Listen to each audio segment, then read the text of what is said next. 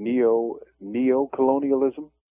As the Arab Spring mutates into the Arab Summer, the forces of the distant colonial past arise, like vampires from their crypts.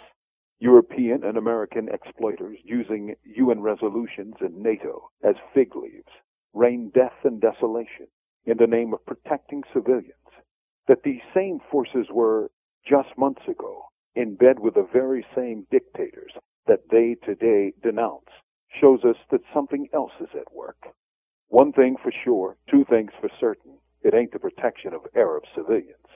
This may be seen when Palestinian kids lob stones at Israelis armed with automatic weapons and tanks. The West damns the stone throwers, not the bullet shooters. When the American president dared to even mention the borders of 1967 as a negotiating point, the Israeli president, Benjamin Netanyahu, essentially told him in diplomatic language, "Go to hell." At times such as these, one sometimes wonders, which is the world power and which is the satellite? At the much-heralded Cairo speech, June 2009, U.S. President Barack Hussein Obama charmed the elites of the Muslim world by proclaiming, to applause, any world order that elevates one nation or group of people over another will inevitably fail. Clearly, he didn't mean Israel, which is allowed to bomb Palestinians from F-14s, build sky-high walls in Palestinian areas, and generally occupy and settle on their territory at will, with the U.S. rarely raising its voice.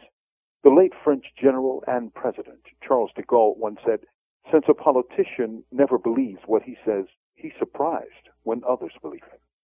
After the Cairo speech, with its flowery promises of a new relationship with the Muslim world, hopes rose like kites in spring. 2 years later, after the waste of Iraq and Afghanistan, the rough riding through Pakistan, and the bombing of babies in Tripoli, and the thrill is gone. After all is said and done, it's about what it's always been about: oil.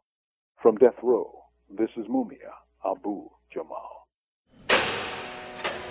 These commentaries are recorded by Noel Hanrahan of Prison Radio.